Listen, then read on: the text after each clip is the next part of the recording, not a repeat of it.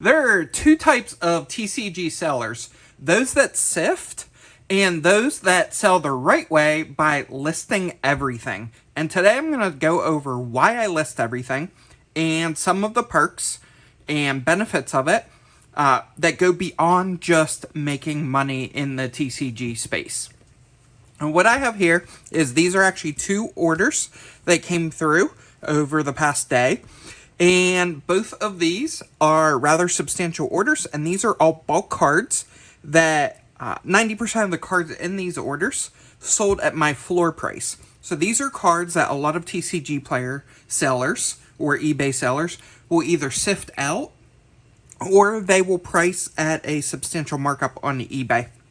And so for those that are sifting out, essentially if I would have done that, this specific order here, we're looking at 162 cards in this order.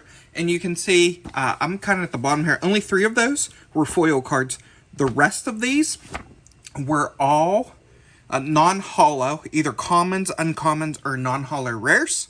And you can see if we go ahead and pull up one of these pages, you can see a bunch of these. I have a 19-cent floor. So we can see a bunch of the cards on there, like some Rebel Clash cards. We've got some Sword and Shield base, and if I flip over this page here, some of the earlier pages, all these Fusion Strike cards, you can kind of see these all sold at my floor price of 19 cents. A couple of these are sprinkled in at like 22 cents, but they're all around that super low value. And what that ended up being, and we're going to go through the cards here and show you, but we ended up selling in this order 162 of these cards that otherwise would have been sifted out for a revenue of $42.96. This order cost us probably about $5 to $6 to ship out. And so we are still looking at a profit there of about $38, or a net of about $37, $38 for all cards that were most likely between either a penny or 5 cents a card. So somewhere in that range is what we essentially acquired these at. And over here, I've got another order. This is a smaller order, but you can see 107 cards in this order. Total price of $23.34. And once again, you're going to kind of see a very similar thing where we've got a bunch of cards at our floor. We even got like some Champion's Path cards in here. Somebody bought a common Vulpix from Champion's Path, 19 cents. Vulpix from Rebel Clash, and this person picked up like a bunch of like cuter cards. So there was Vulpix, there was Skitty, you can kind of see a few Vulpixes in there, Pidgeotto, Fennekin, Lillipup, a bunch of cards in here. Now there was about a page of these were reverse foils, but the majority of this order as well was also in that common front. So if we take a look at this page, you can kind of see that as well. So these are all non-holo cards here.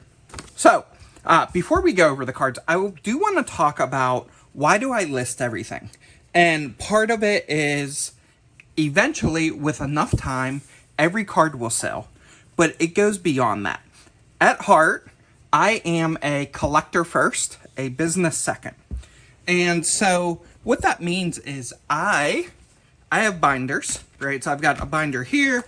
I've got another binder here. These are my personal set binders. This one is Yu-Gi-Oh! And this one is Pokemon for 2 different sets. And we're going to talk about that here in a minute. But when I buy cards, I do not buy on eBay unless I am looking for a very specific card. Generally, I am looking to buy several cards at once. And I am not going to pay markup on eBay for those.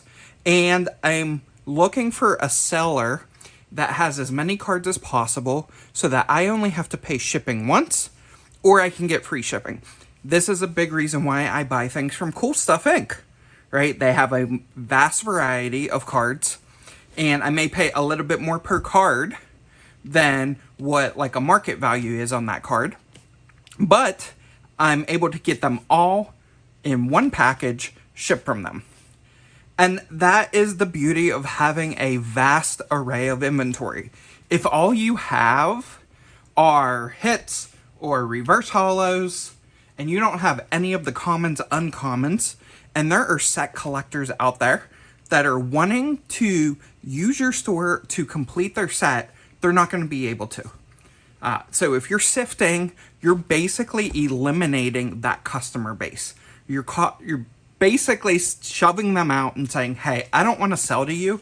I only want to sell to collectors that are pursuing more valuable cards.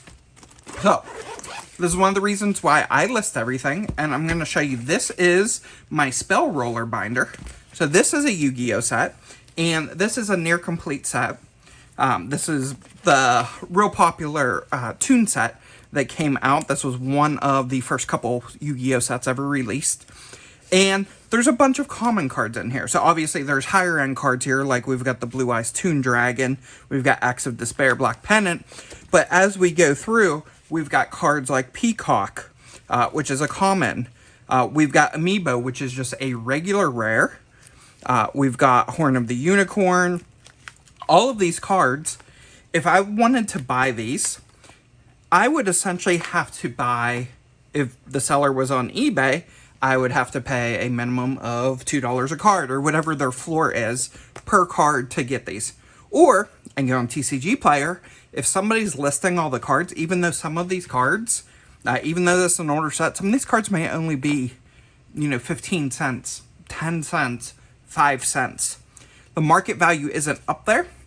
But what I'm looking for is I am looking for availability as a buyer. I want to go, and let's say I didn't have any cards from Spell Roller. I wanted to put together a binder from scratch. The first thing I'm going to do is I'm going to try to fill the binder with all of the commons, uncommons before I start going over after the hits. So the first thing I do is I'm going to hop on TCG Player, and I'm just going to sort A to Z. I know I want to build out a binder. I'm just going to go through and I'm going to add basically every card to my cart. I might sort price low to high if I kind of know I'm looking for like a price threshold to stay within, just to do the initial binder build out and then fill in some hits later. When I do that, I'm looking for sellers that have the most of the cards, and I'm willing to pay a little bit more to have access to those cards. But I'm looking for sellers that are not sifting out and choosing not to list every card, because it is more advantageous for me to get certain cards, or get as many cards as possible from the same seller. So that's my Spell Roller binder, and that's a smaller set. There's not a lot there. That's like 112 cards or so, I think, in that set. This, however, is my Ascended Heroes binder. And Ascended Heroes is the largest Pokemon set ever created. And it's filled with tons of commons, uncommons. And this is another scenario of if somebody was building a binder for Ascended Heroes, instead of going out and buying and opening packs at like $15 a pack, they might just want to go and buy all the cards. If you're sifting out these cards and you're offloading them to, let's say, a bulk buyer or somebody that is not selling individual cards, but they're kind of lotting them out, you are basically telling that customer, hey, my shop is not for you. I don't want to sell to you.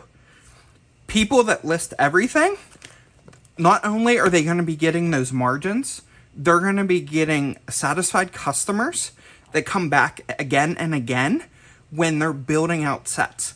So me personally, I collect very select Yu-Gi-Oh sets, and I collect every single Pokemon specialty set. So every time a new set comes out, if packs are harder to get or they're expensive, right? Back when like Champion's Path came out, you could get packs for, between $5 and $10 a pack. Even during that hype period, there was a little bit of a markup, but you could still get packs. When Celebrations came out, you could get them at MSRP all day long. I was opening those, but I was also going on and I was selling duplicates, the way I do here, by listing everything. And I was using the funds from those duplicates in order to buy other cards to fill out the cards that I was missing. And something like Ascended Heroes, packs were very hard to get. A lot of people kind of missed out on that leading into the 30th anniversary. We're unsure of what that means for Ascended Heroes, availability of packs. Typically, it's very difficult to kind of see 2 specialty sets on shelves at any given time.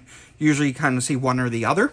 And so with something like Ascended Heroes, if somebody wanted to build out a binder, and let's just say they're looking for Psyduck, they're looking for Golduck, Totodile, Croconaw, Sneasel, right? When they're looking for all of these cards, then it's going to be hard for them to come to your shop if you're not listing every card. Like tons of these cards, Snow Runts, I've sold tons of Snow Runts recently. And it's because I have a vast inventory, even though I'm just an at-home seller, again, collector first, but I understand the buyer, right? I understand people that are coming to my store and people that are shopping on TCG Player. Not everybody is looking for high-end cards. There is a very large majority that are players that are looking for commons, uncommons, but there's also a very large majority that are set collectors. They're binder collectors. They're just collectors in general, and they're looking to fill out some of their collection, and they're looking to get some of the lower end cards, especially when we're going through these heightened markets. Believe it or not, it's not the high end cards where you're going to see your profit margins and all that, and it's going to be the lower end cards, because it is a lot easier to justify spending 20 cents on a card that quote unquote may have been valued at 5 cents versus spending $1,000 on a card that realistically should only be valued at like $100. But because of the heightened market and supply and demand, we're seeing a lot of heightened prices. So this is a big reason why I list every card. It is not because I want to spend time packing orders. It is purely because I understand the buyer base, because I am that buyer base, right? Occasionally I'm opening packs, right, and selling off those duplicates. I used to do a lot of box breaks back when booster boxes were like $80 on Amazon. They were plentiful. I'd buy a box, open them, and fill out my binder with the cards, and then anything that were duplicates, I would list those on TCG Player, sell those, and use those to get more cards.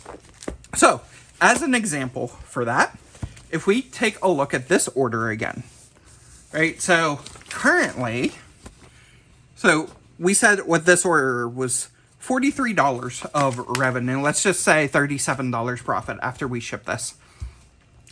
Currently, in the Chaos Rising set, you can get every illustration rare for a combined total of $55. So, if I was collecting Chaos Rising, and just with this single order alone, I could have accumulated probably 90 to 95% of all the illustration rares in that set. Yes, it's not a large set, but this just kind of shows you how you can go from cards that are excess inventory that you may not see a lot of value in, but there are other people out there that are pursuing these cards. It's not always somebody's going to come and buy 50 Charmanders from the same set. Yes, that does happen. I do see that occasionally. It could be a grading play. It could be they're just building out a Charmander binder. I have done it myself. I recently built a Drifloon binder for a friend of mine. She's a huge Drifloon fan, and I wanted to do something special for her. So I went and I acquired a custom printed Drifloon binder, and I acquired air balloons, drift blooms, and Drifloons. How did I buy those cards? I went on TCG Player. I knew the exact card I was looking for. I did not pay lowest price. I sorted price low to high for the card, and then I went through and I scrolled page after page until I found a seller that had more than a quantity of 50.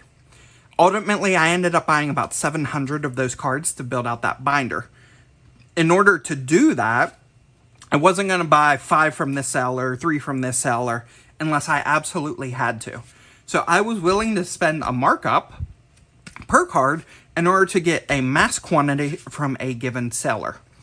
There are many instances where it is advantageous to list everything and provide those options to your buyers, because in the end, you're more than just a business. You're helping provide back to the community and putting cards back into the hands of people within the community, such as players, right? Playing local tournaments, maybe at home, families playing against each other, set collectors, right? There's a vast variety, and you're basically taking these cards and you're putting them back into the economy for them to consume. And that has always been the purpose of me selling, right? It's been take my duplicates, give them back to the community, and in exchange, I'm getting some monetary value that I can then use to buy cards that I'm looking for that another seller who's trying to offload them back into the community is looking to sell. And so at that point, it almost becomes like a trade. The only difference is I'm trading out of one card, getting a interim cash value, and then I'm going and pursuing more cards that I'm looking for, maybe from a different seller. So it's almost like a three-way trade going on. And that has always been my mission in selling cards. So we're going to go ahead and go through the cards so you guys can see what was in each of these orders. All right, starting off with the big order. Go ahead and move the binder over here. So Galarian Weezing Holo Rare, Reverse Galarian Weezing, Beautifly Holo. And we've got the rest of these. So all of these cards here, these are all non-holos. So we had Shuppet, Leap, Metatite, Cherubi, Breloom, Glamow, Trico, Drifloon. The couple Stormfront cards here were in here that sold, which was nice. Cacnea, Weezing, Staryu, Narcoffing, Aeron, Murkrow, Mischievous, Mawile, Pidove, Flaffy, Zubat, Phanpy, Mudkip, Shuppet, a couple Shuppets there, Execute, Dustox, Dratini, a Dragonair, Ralts, Meowth, Inkay, Claydol, Blossom, Sudowoodo, Slowbro, Frogadier, Wigglytuff, Whimsicott, Minccino, Gothita, Lampent, Apom, Marine Voltorb from A Shining Legends, my all-time favorite set, Pumpkaboo, Mischievous, Minccino, Shinx. Moving on, we've got Froakie, Grumpig, Litleo, Tentacool, Nidoran, Meowth, Flaffy, Haunter, a Fairy Charm, Swadloon, Pidove, Musharna, Marine, Litwig, Lampent, Joltik, Cubone, Breloom, Slowpoke, Pokemon Center Lady, actually two of those, a couple Metapods, Ekans, Minccino, Ferroseed, Whiscash, Shuckle, Sandygast, couple more Pekos, Milcery, Metapod, couple Growlithe, Bunnelby, Synestia, couple Shiinotics, Gothorita, a couple Gothitas, Dedenne, couple Vulpixes, a couple Machops, a Beedrill, Dedenne, and a couple more Picos. Actually, 3 or 4, I believe, they grabbed. So there you can kind of see the other ones. Oh, it was actually more than that. They actually grabbed 6 more Picos. Eevee. So 2 Eevees. A couple Weepin' Bells. Couple Patrisos. Lurantis. Glamow. Couple Trubbishes. 3 of those. Snom. Skitty. Sandygast. Munna. Some more and more Picos. Meryl. Growlithe. Breloom. Spiritomb. Minshao. Metatite. Comfy. Gyarados. Ralts. Marine. Curlia. Florgas. A couple different Dedennes here. Gothita, Coughing, Florges, couple Sylveons. Those are from Shrouded Fable. NK, Axu, Esper, Dedenne, Lurantis, Munna, and Axu. So those were all the cards that came in that 167 card order. So you can kind of see there, no like what people would call were higher end hits or anything. So we essentially were getting back that $40-ish for these stack of cards that otherwise a lot of people would have just discarded or tried to offload to a different bulk buyer. So quite a bit of value there. And I will say both these orders came in the same day. I've been doing orders really steadily over the past couple weeks. Things have been really good with my TCG player store. Moving on to the other order. This one had 107 cards. So we had a Chansey, Rowlet, Esper, Vulpix, Staryu, Seal, Poliwag, Oddish, Rowlet, NK, Wooloo, Meryl, Mantine, Azumarill, Vaporeon, Swanna, Purloin, Cincino, Pachirisu, Vivillon, Vulpix, and Flaffy. All of those were reverse holos, except for the Vaporeon, which is the holo rare from Prismatic. And then the rest of these are going to be non-holo cards. And we had a Chansey from Pokemon Go, Shinx, Lillipup, Fennekin, Tentacruel, Pidgeotto, Fletchling, Vulpix, Skitty, Vulpix, Skiddo, Phanpy, Clefable, Charmander, Alchemy, Deerling, Teddiursa, Swablu, Rufflet, Mareep, Lovedisk, Lillipup, Wooloo, Vulpix, Ninetales, Meryl, and you should be seeing a theme here. These are all kind of like cuter Pokemon that a lot of like kids would enjoy. Luxio, Jigglypuff, Growlithe, Delcatty, Clefable, Teddiursa, Ponyta, Horsey, Vulpix, Mischievous, Emolga, Wooloo, Shinx, Purloin, Oddish, Luxio, Emolga, Sprigatito, Quaxel, Flaffy, Sprigatito again, Pommy, Mischievous, Jigglypuff, Togepi, Rowlet, Pidgey, Lapras, Froakie, Vulpix, Psyduck, Meowth, Growlithe, Eevee, Clefairy, Charmander, Bulbasaur, Tandemaus, Mousehold, Turtwig, Raichu, Ponyta, Hoot, Vulpix, Poliwag, Glaceon, Ducklett, Lapras, Finian, Esper, Bruxish, Lily's Cutiefly, Lillipup, Vulpix, Ninetales, and a Pancham. So once again, these are all cards that, now Chansey, this one did have a little bit of value. I think it was like $1. I think my price on this, yeah, it was actually $1.03. So this one had a little bit more value than the other ones, but that's because it is a reverse holo from Hidden Fates. But the rest of these were either at or around that floor price. And so this just kind of shows you the power of listing all, but more importantly, understanding your buyer base and not just how you want to run your business, but who is your consumer. That is really kind of the purpose of this video, is don't lose sight of who your consumer is, or especially when it's easy to be successful in a heightened market like we are right now, even though it's kind of, we're seeing some slow signs, but in a true down market, if you are not listing everything and you are an at-home seller, it's different if you're running a TCG business. If you have an LGS, you have a physical location that you have all these cards out for people to pick up. That is different.